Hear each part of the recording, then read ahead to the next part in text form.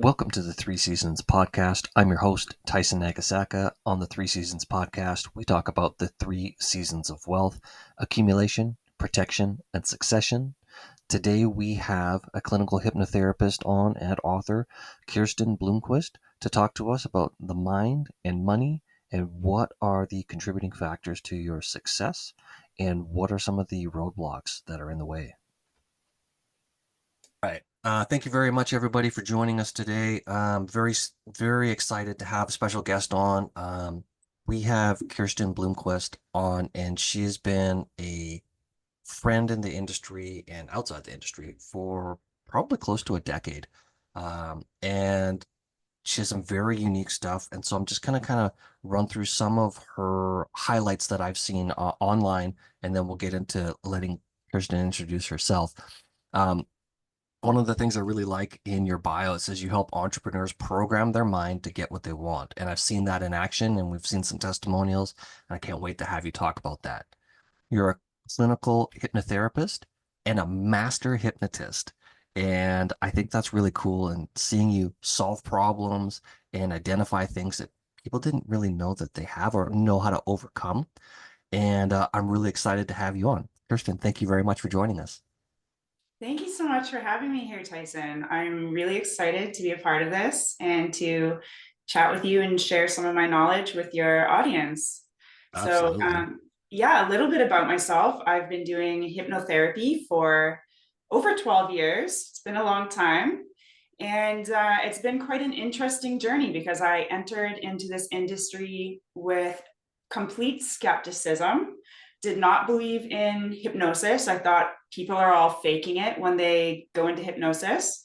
And I also didn't believe that we had any power in our mind. I kind of believed more that our destiny and our fate is predetermined, and that I didn't believe we're very powerful, to be honest. It's my mind was very closed, and I was reading personal development books at the time, and I was talking about how we have the power to change our lives, and just like, oh yeah, right. I was raised more religious. Like, no, only God has that power. We don't have that power.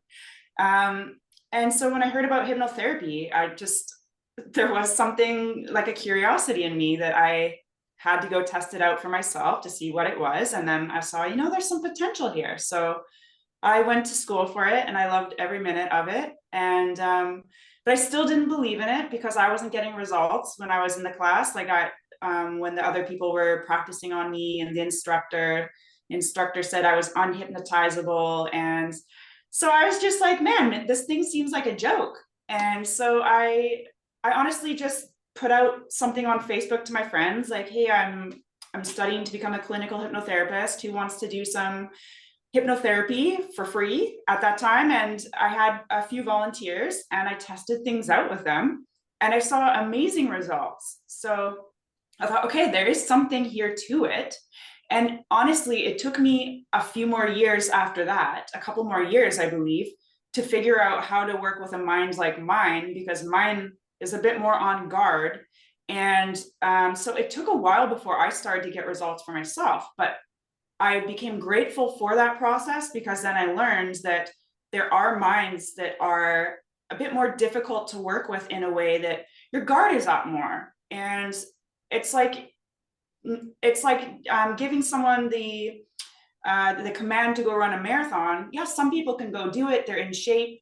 They know how. Some people need to train more for it. So I Yeah. found with my mind, it takes more training to be able to get to where I need it to be in order to see the results. So from there, that really helped me out, because I started working with a lot of professionals, professional athletes, CEOs, business leaders, and these type of people have a very difficult mind too. Their mind is more analytical, more logical, and so it really helped me to work with these very career focused people, and to be able to tap into their power of their mind just by learning what it was with myself. So from there, yeah, it's been a complete journey of understanding the workings of the mind, psychology, and just what makes us the way we are? Why do we run the way we are? And it really all comes down to the mind at the end of the day. So that's always the fascinating thing. That is. This topic is super fascinating. Um, there are a lot of self-help books and stuff that I've read over the years that talk about this, like The Power of the Subconscious Mind and, The Secret and Think and Grow Rich and all of these books. But actually being able to do it and to like actually connect, um, I think that like, that's the difference maker. Otherwise, it's just good, like good reading, but we have to transform it into like results somehow for ourselves. I think you being the bridge to that is really cool, and I can't wait to talk about some of your testimonials and some of the work that you've done. Not only have you done the clinical hypnotherapy work and worked with in a coaching sort of format to help people improve themselves, but you're also an author, Mm-hmm. and your book was really cool, and I think that having it come out and seeing the response is something that I really like to see too, is like, man, you talked about not only did you overcome the hurdle of like being an author and publishing and getting it out there and doing stuff, but the feedback that you were getting, I thought was something that's cool. Can you talk a little bit about some of the sporadic feedback that you get from your book? Yeah, to be honest, that was really exciting because so I'm the author of the book Power Now: The Art of Getting What You Want, and it's been really interesting because I know that I developed a system of working with my clients that it gets results. Like it's very highly result oriented, and so I wanted to share that in a book because my thoughts were I want people to be able to access this stuff after I'm gone. Right? I just thought I don't want to die with this information that it took me so many years to learn. And it's the way I view it, it's so simple. So I put it into a book. And yeah, there was a little bit of fear there when I was hitting send to the publisher, a little bit of fear of like, well, what if people don't like it? And what if, you know, I don't know, people call BS or, there's just these fears. And I sent it anyways because people had pre-ordered it. So I was like, I have to do it. And yeah, it was really interesting when it came out.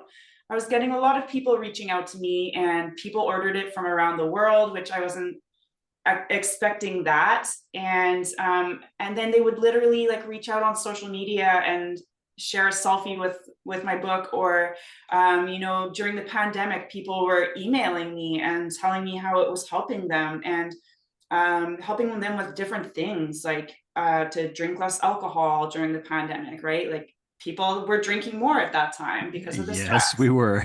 Yeah. And so to me, it was just interesting because I never wrote my book with that type of thing in mind. I don't deal with substance abuse for in my practice. So it was just interesting to see that people are coming back to me and saying, hey, this helped me to stop binge eating, or this helped me to stop, drinking excessively. And this has helped me with a breakup. It was just so many random things that I was like, wow, this is really, really cool to see that it's just something that I created once. And then it's reached out to people and helped them with different aspects of their lives by really just showing them the tools that they have within themselves. That's fantastic. Um, that is really cool. I love that. The unintended consequences, right? And the ripple effects. I Yeah. think that's such a nice surprise to get. Yeah. But you're right in the drinking during the pandemic is all the work from home and the relaxing. I mean, in our household, we were having drinks at lunch every day because we could, and it was kind of acceptable. And after about a year of that, like for us, we just like said, "What are we doing?" And we just stopped. Like we finished all like the summer beer in the fridge and stuff, and we're like, "Stop! Like, why are we doing this?" And it makes no sense.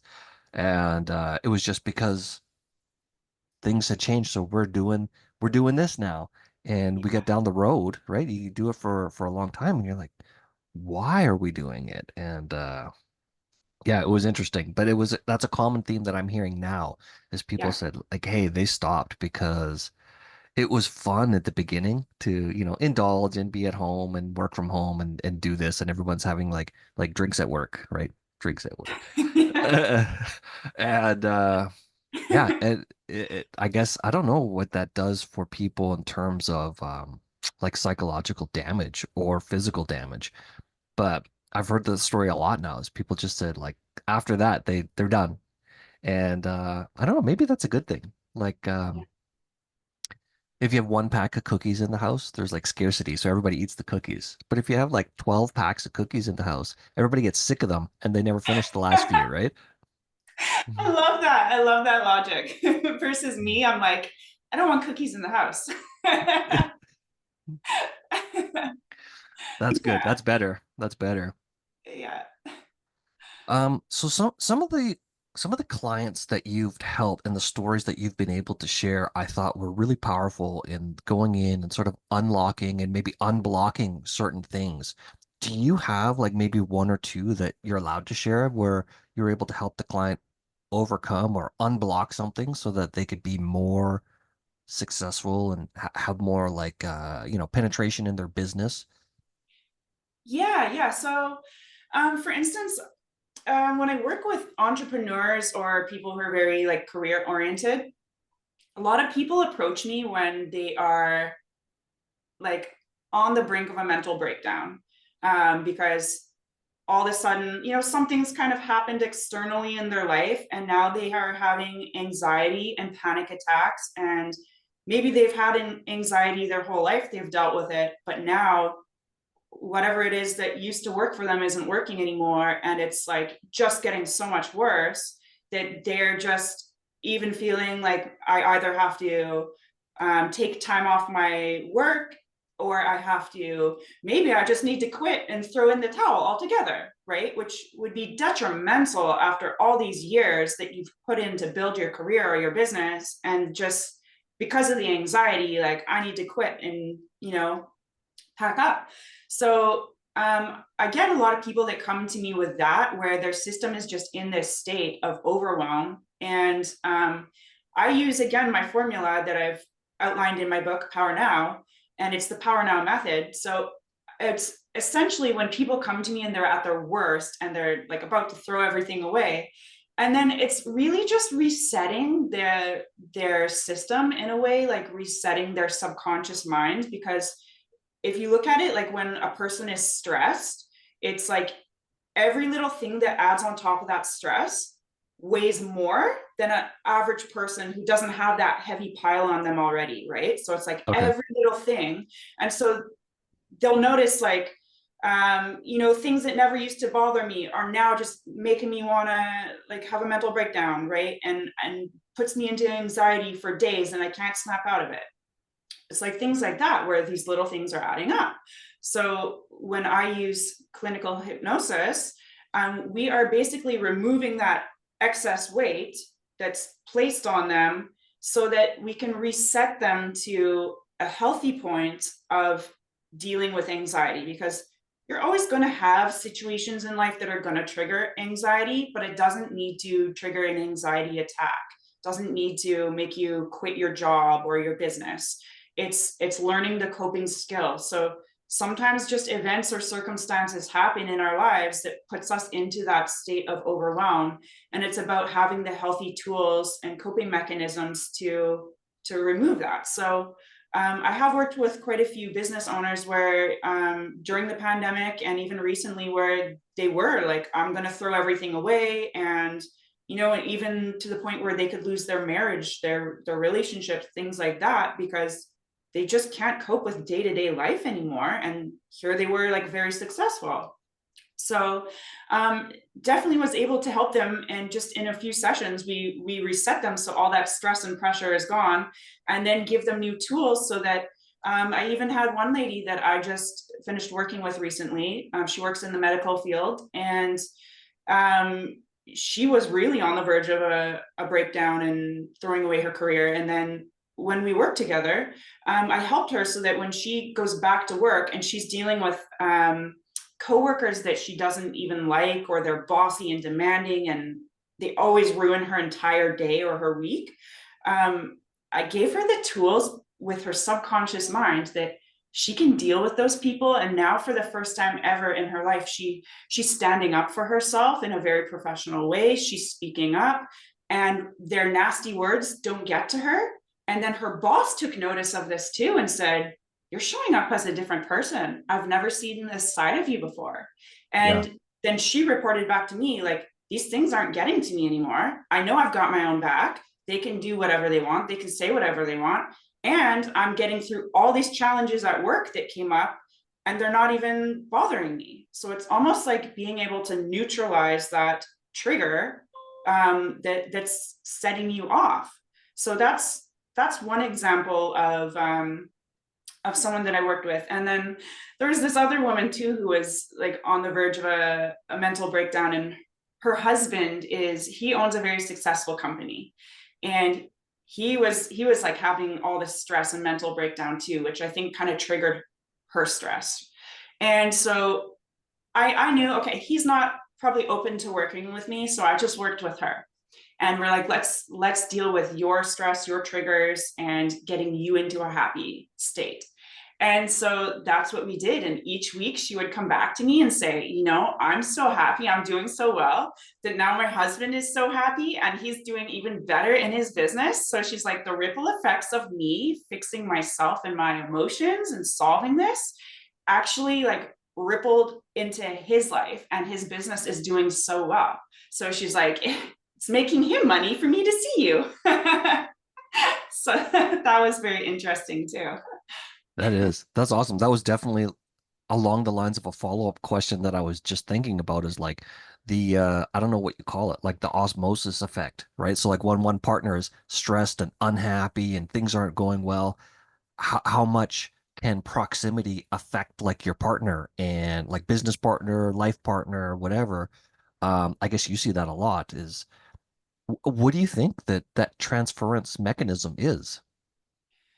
Oh yeah, I love the term osmosis. I do believe, a lot of that. I think really in the relationship there is two people that are showing up, right? So maybe one is always showing up in a lousy mood and, bringing down the relationship a bit more than the other person. But so let's say that difficult one is not open to working with me. And then the other one comes, it's like, okay, how do we get you in your best place?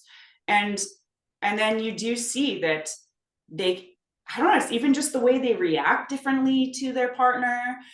They show up differently, and it just uplifts everything in the end. So it's really hard to put a finger on it necessarily, because yeah, I guess it just shows the power of you showing up, like your intention, your energy, and how it does affect people. Interesting. It's fascinating. So, so the purpose of this podcast, right? The Three Seasons podcast is we talk about the three seasons of people's wealth: accumulation, protection, and succession. And so you've probably seen this a lot where people have pieces of the success formula and they let something that's within them or in their past dissipate all of the success of the accumulation of wealth that they were trying for.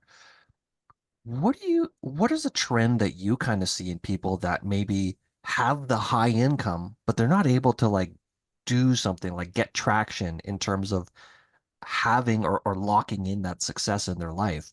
What have you seen as some kind of like problems, speed bumps, triggers for them that were solvable, but they had to identify it first? Mm, yeah, that's, sometimes there's, how genetics is handed down to us from our ancestors. Well, also our beliefs and our patterns are handed down to us from our ancestors. So a lot of the times when someone grew up in poverty, or they grew up with a family that spent all their money and maybe that's the main reason they're poor, this stuff gets handed down and you're not even aware of it, and you're probably not even aware you're doing it. So it's your belief systems and your habits. And so that's why we see a lot of people that they do earn a lot of money, way more than other people, but they're like still broke and massively in debt. And you're like, how is this possible? That's Like, right. it makes no sense. But to them, it's like there's something else driving the vehicle, which is something they're probably not even aware of, because if they were aware of it, they could solve it, right? Yeah, It's not like someone says, I want to accumulate tons of bad debt, right? Like I don't think that's anyone's goal, to get bad debt. So it is definitely that operating system that we have, which is our subconscious mind. And like I said, that could have been something that was handed down through your ancestral lines, or it could have been something that you just picked up along the way. But yeah, it really comes down to these beliefs that we have within ourselves. So sometimes people are unaware that they're spending because they are trying to fulfill this need or this hole that they have within themselves, of that they didn't feel good, and that stems back to the childhood. So here's the very interesting thing to note that I've learned through my years of hypnotherapy is, probably, like, I would say most issues, like high percentile 95% of issues, all stems back to your programming that happened between age 0 to 7. wow. So the way you're showing up in your life now, it's due to programming that occurred at that point. And why I say most is that maybe there's like slight super traumatic event that could happen later in your life that can shape you in a different way. But like, very generally speaking, from what I've seen working with people, most of their issues, even if they're like, oh no, but this just started 2 years ago and I never had this, it like always stems back to something, a seed that was planted between the age 0 to 7. So when it comes to their finances, their spending habits, saving habits, whatever that is, it's the money beliefs that they picked up around that time, and then the habits and beliefs about themselves, even, self-worth, Yep. things like that, right? So as you've mentioned, like, some people do have a tendency to sabotage themselves and sabotage their success. Well, that is tied back to one of these beliefs between age 0 to 7. And it's not something that I could tell you what that is. I don't know. I don't diagnose. But when I work with people, I use their subconscious mind to tell them what that is. Okay. So the subconscious mind always knows. It knows the solutions, and it knows what's triggering it. Why is it responding this way? And so when we use the subconscious mind, then it can lead us directly to the root cause of the issue that you're seeing. Okay. That's fantastic. Um, there's a lot there. I had about 4 follow-up questions, but that's a lot. So, do you think sometimes that the bad habits or the bad behavior or the bad choices, are they a result of wanting that, or are they a result of not having a choice for something better? Like a void of a choice versus choosing something negative. Hmm. I would say option C. Yeah. Okay. I would say it's really because the subconscious mind, what people are unaware of. So there's the two main parts of the mind that I teach about. There's other parts of the mind, but you don't need to know that in order to succeed with that knowledge. So the two main parts, there's the conscious mind, which is roughly 5% of your mind. That is your logic and your willpower. That's the part of your mind that's listening, trying to make sense of the conversation right now. The other 95% of your mind, that's your subconscious mind. So that's your emotions, your long-term memory, your feelings, that's your programming. So you can think of the conscious mind as like the captain of a ship, and the subconscious mind is the crew of the ship, right? But it's the ship is, it's like more powerful. The crew is more powerful than the captain, but the captain can lead it. Okay. So when it comes to the subconscious mind, because it doesn't have logic to it, It will find a solution that it recognizes. So this is why, it sticks to something that's familiar. And it will take what it recognizes and be like, hey, you know what? We did this solution in the past and it worked. So it will apply that same solution to issues that you have now. It doesn't think, is this helping me or is this making things worse? It's just like, oh, last time this happened, we did this and got through it. So it's more like a primitive survival mind. And it's the conscious mind that then thinks, oh man, why am I doing this? Why am I self-sabotaging? Why do I pick something that's obviously bad for me? Right. So the subconscious isn't aware this is bad for me. It's just like, hey, I found a solution. I ticked the box. Let's move to the next thing. Yeah. Okay. Fascinating. Um,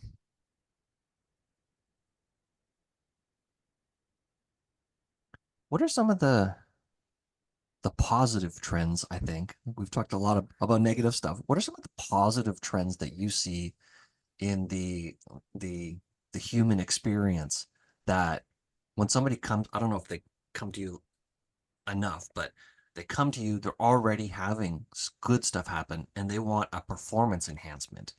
What do you see as trends in someone who's got it like together and they're just looking for more? Yeah.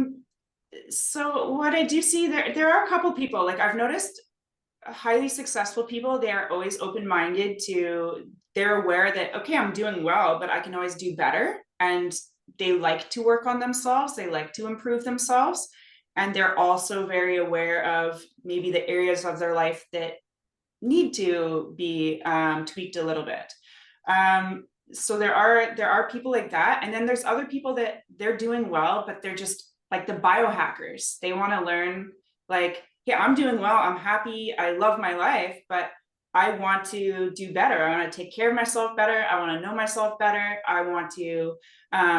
It's the saying of like diving into your fullest potential, right? So people want to see I'm doing well already, what more am I capable of if I know better, if I push myself more. So I'd say those two types of people as well that are curious about how does their mind work and how do they use it to become an even better version of who they already are.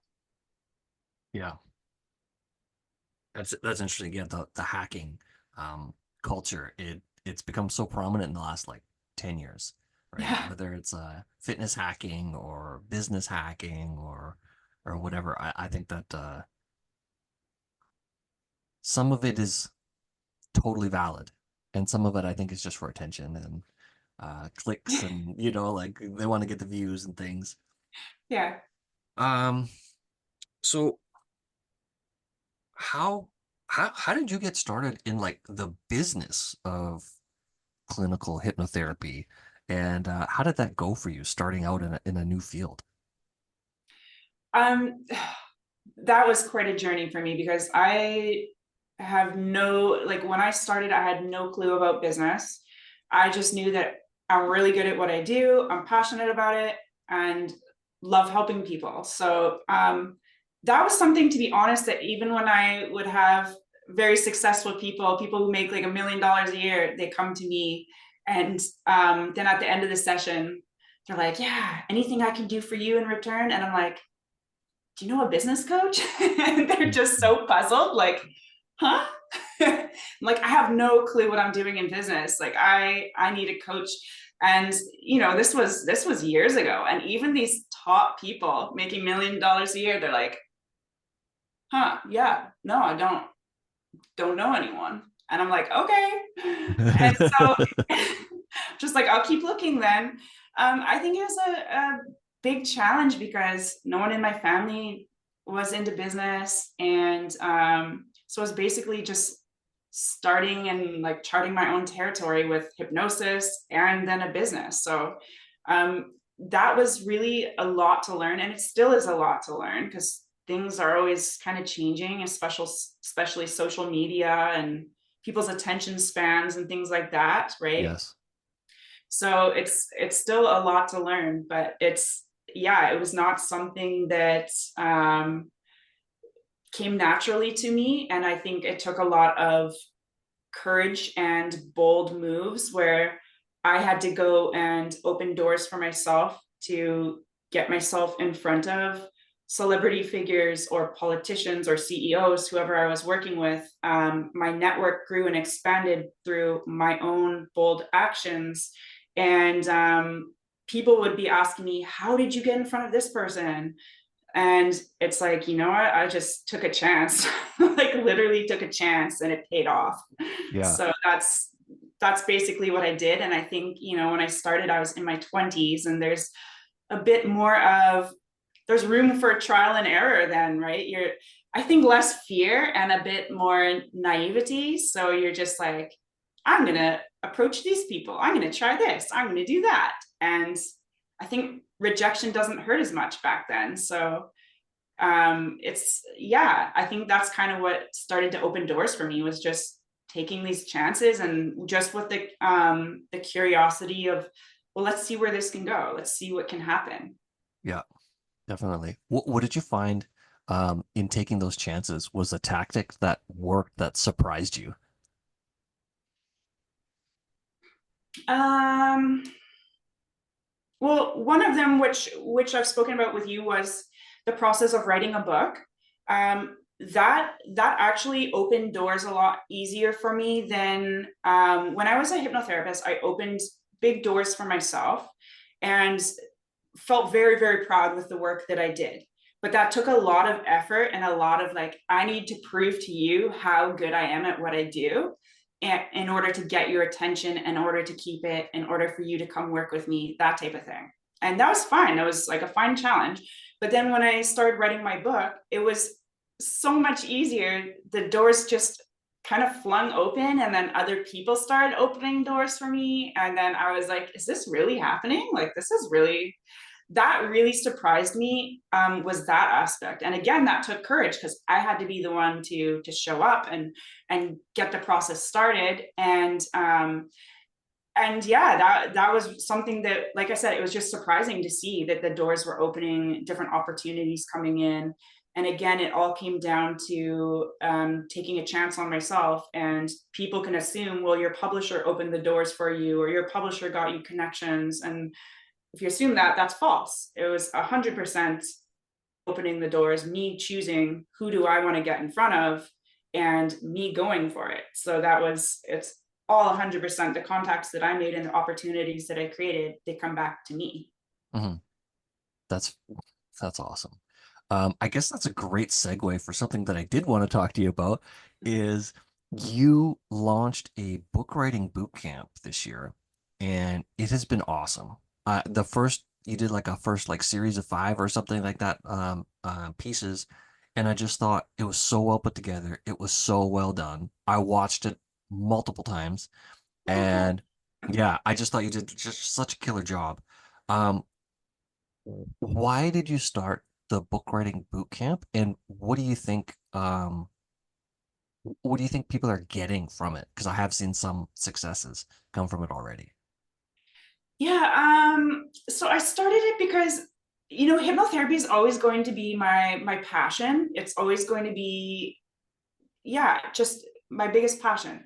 But I also see that there is something quite intriguing and interesting to what I've learned through writing my book that has opened doors, and that I do see this as a system that other people can use for themselves to really give themselves an advantage too. And I also love working with entrepreneurs. I love being a part of seeing people winning. Like that energy is addictive. And so I just thought, you know what, I would love to share what I know and see other people achieve what I've done, or even greater things, honestly. Like that's the thing that gets me excited is to see people achieve bigger things, because it's all going to be based on your ambition and the action that you take. So yeah, I started with that intention of just teaching what it is that I know, and everything that I've accumulated through, I've paid thousands of dollars for coaches over the years and all this stuff. So I just thought, I can take that, simmer it down, and find what's really most effective, and help people with that. So it is still super new. and in its early phases.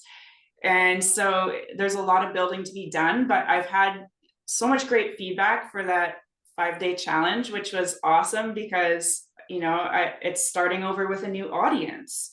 People who are into hypnotherapy aren't necessarily a coach or an entrepreneur or a consultant that wants to write a book, right? So Yep. it's like starting from ground zero again. And I just wasn't even sure like what's the feedback going to be, but people really loved what I created in that 5-day boot camp. And yeah, it's like I said, it's still in the new stages. So I'm excited to see where it can go more long term and more people that will benefit from it and see what they create using that knowledge. Fantastic.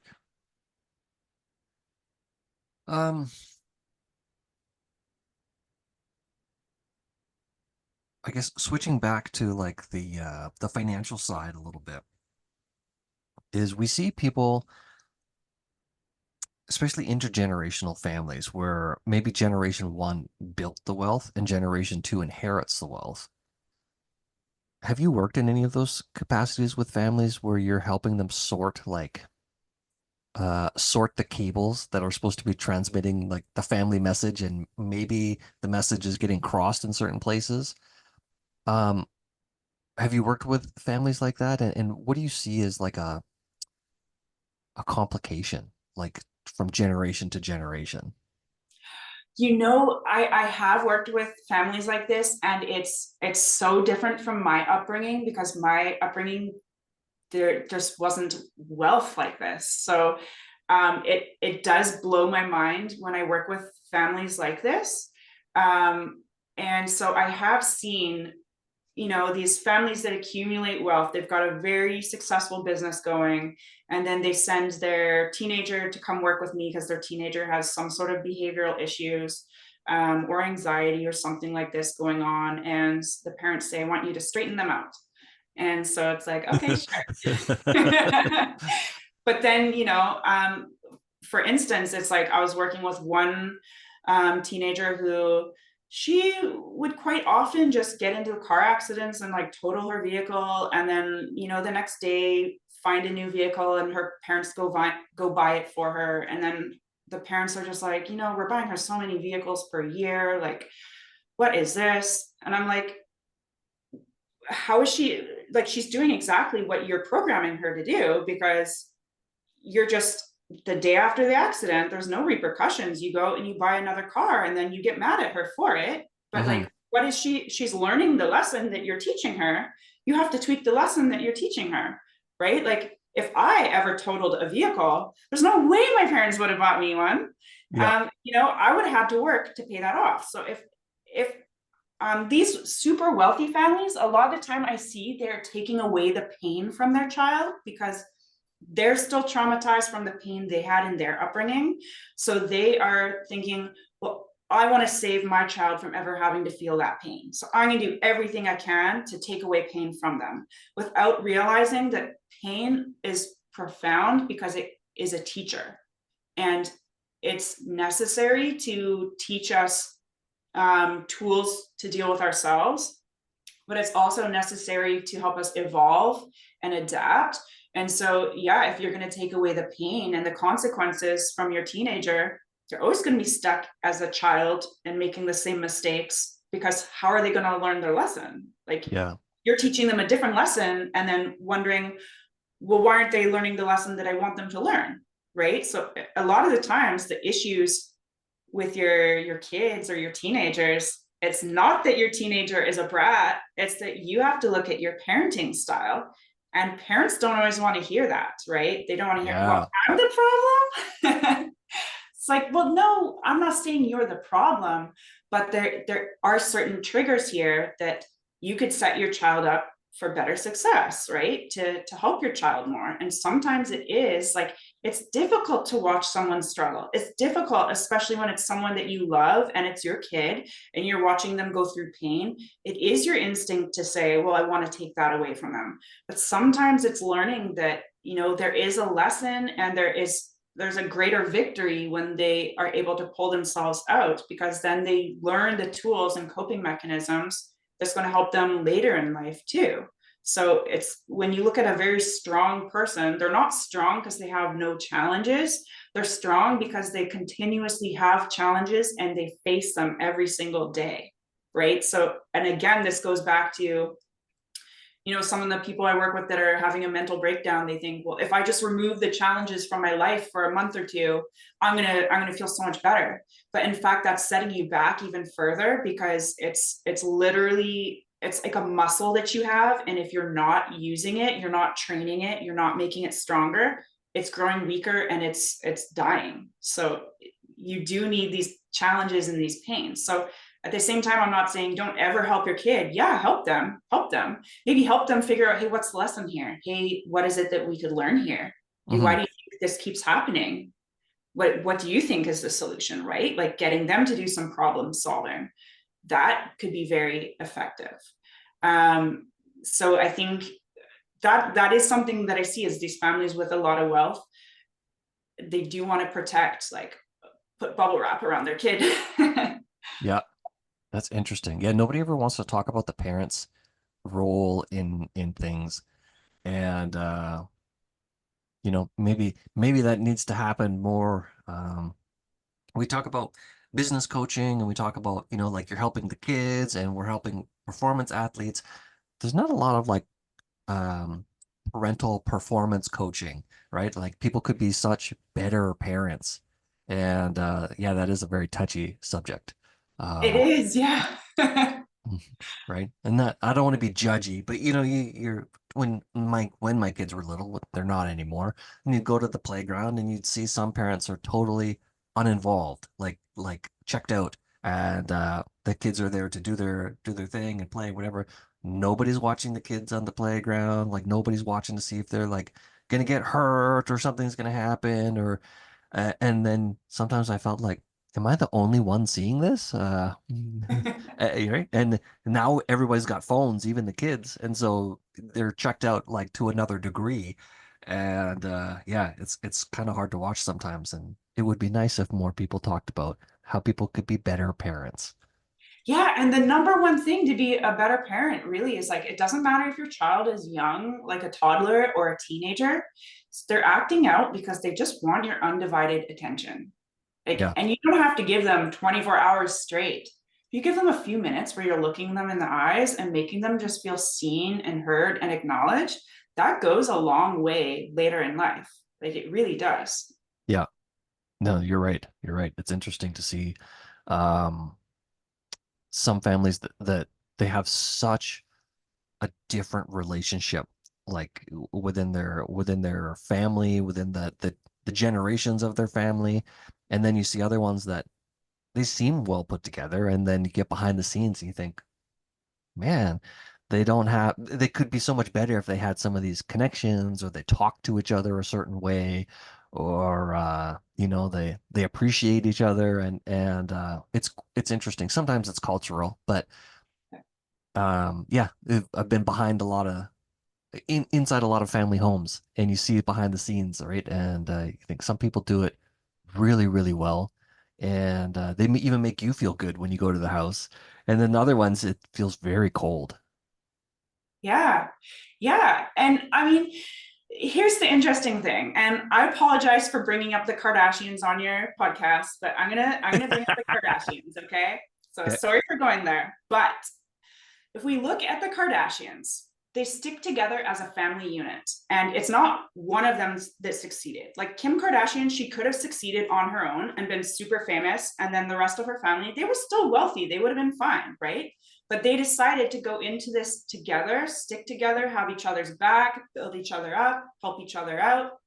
So when one succeeds, they're all succeeding together. They're all bringing each other along. They all say good things in the media. Like they truly have each other's back. If there's an issue, they work it out. And if you look at their wealth they've created over the last 20 years since they've been in the spotlight, it's astronomical. That whole family's worth, I think, over $3 billion. Yeah. And I mean, yeah, they started out wealthy and connected. Sure, let's give them that. But they did build that wealth by sticking together, right? and that wealth would have been so much smaller if it was just Kim Kardashian going on her own. So I think the lesson to learn there is, if families could learn how to communicate together and how to have each other's back and stick together and help each other, it would really help in all areas of your life, not just your finances, but the fact that life is already hard enough as it is, to have to go through it alone and not have support and not have a team. Like, it would be great if we could all learn our family can be our ultimate team. Like, that would be very powerful, and then we could do so much better together by having that support. Yeah, that's very powerful. Yeah, you used to see like the family trade is whatever. Say like if you go back far enough, you're the blacksmith, and then your son's the blacksmith, and then everyone like that's the family business. Or we've seen a few other ones here, like multi-generational tailors or you know dry cleaners or whatever, and everybody in the family carries on the flag of the family business and the family culture. And then, I think in the last 30 years, that's kind of gone away. Everyone kind of gets their own career. And Mhm. I think it interrupts the opportunity for like that compound growth that you could have as a family unit or as a family legacy. Um, that's an interesting thought. Mhm. Yeah, that is funny that you brought up the Kardashians here because I never thought that that would be a thing. Same. Yeah. Um, all right, I think this is probably a good place to tie it off. We covered a lot, and I would love to have you back to talk about a couple of specific things. But we talked about, like your success and your track record, which is fantastic. Your book is called Powerful Now. Power now. Yeah. Power Now. I'm sorry, Power Now. Where can people find your book if they wanted to get a copy? You can go to my website, which is www.feelingpowerful.com, and you'll see a button there to click on. And I do have a promotion on right now where I will cover the cost of the book, and you just pay the shipping and handling. So it's available there, and then you will see if you want the digital or the audiobook, that's also available there too. Okay, that's fantastic. And if people want to connect with you, where can they find you, like on social or whatnot? Yeah, Instagram, you can follow me. I'm at feeling.powerful. Okay. Okay. Fantastic. Was there anything that you wanted to cover that I forgot to ask about or I didn't get to? No, I think you did an excellent job. Yeah, we talked about so many things, and it was so much fun being here. Thank you. Thank you very much for being here. Oh, one question that I like to ask on the outro, people going out. What book would you recommend for people to read if this is an area that, and this may be a biased question, that, Hmm. yeah, that they want to start their journey here. What book would you recommend? I guess Power Now is like the book to get, and I guess that's a silly question.